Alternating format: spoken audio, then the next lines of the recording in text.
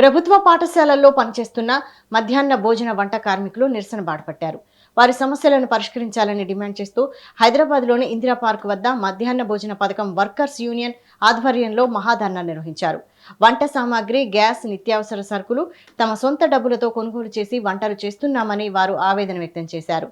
బిల్లును నెలల తరబడి పెండింగ్లో ఉండడంతో తీవ్ర ఇబ్బందులు పడుతున్నామన్నారు. పెండింగ్ బిల్లులు వెంటనే చెల్లించాలని, వంట కార్మికులకు 10,000 రూపాయల గౌరవ వేతనం అమలు చేయాలని, మధ్యాహ్న భోజన పథకాన్ని ప్రైవేటీకరించడం ఆపాలని వారు డిమాండ్ చేశారు. వంట కార్మికులకున్న అనేక సమస్యల పరిష్కారం దృష్టితోని అసెంబ్లీ సమావేశాలు నడుస్తున్న సందర్భంలో ధర్నాకు పిలిపివ్వడం జరిగింది.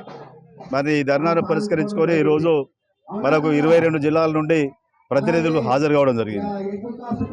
అసలు కారణం ఎందుకు మేము పిలిపియాల్సి వచ్చిన పరిస్థితి వచ్చింది అంటే, మరి 24 సంవత్సరాల నుండి ఇందులో పనిచేస్తున్న సందర్భంలో 24 సంవత్సరాల పనిచేస్తున్న సందర్భంలో ఒకటే 1000 రూపాయలతో పనిచేస్తుంటే, మరి అనేక పోరాటాల తర్వాత ఇంకొక 2,000 పెంచి 3,000 రూపాయలు ప్రస్తుతం ఇస్తూ ఉన్నారు. మరి వంట కార్మికులకు 3,000 రూపాయలు అనేది వేతనమేనా? మేము డిమాండ్ చేస్తా ఉన్నాం ప్రభుత్వాన్ని. మరి దాంతోపాటు ఏంటంటే వంట సరుకులు మొత్తం కూడా వంట కార్మికులే పెట్టుకొని వంటలు చేస్తే నెలకు బిల్లులు ఇవ్వాల్సింది పోయి అది 4 నెలలు, 5 నెలలు, 6 నెలల వరకు కూడా వాళ్ళ బిల్లు రావడం లేదు. దాని వలన వాళ్ళంతా అప్పుల పాలే పరిస్థితి అవుతా ఉంది.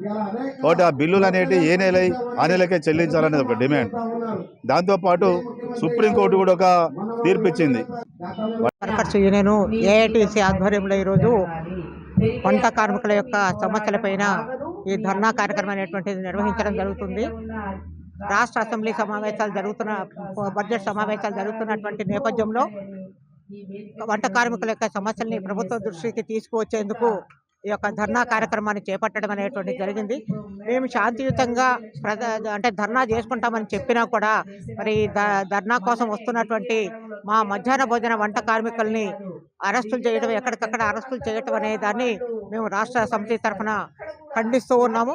ముఖ్యంగా ఈరోజు కాంగ్రెస్ ప్రభుత్వం అధికారంలోకి రాకముందు మేము అధికారంలోకి వస్తే 10,000 రూపాయల వేతనం ఇస్తాము వంట కార్మికులకని హామీ ఇచ్చారు.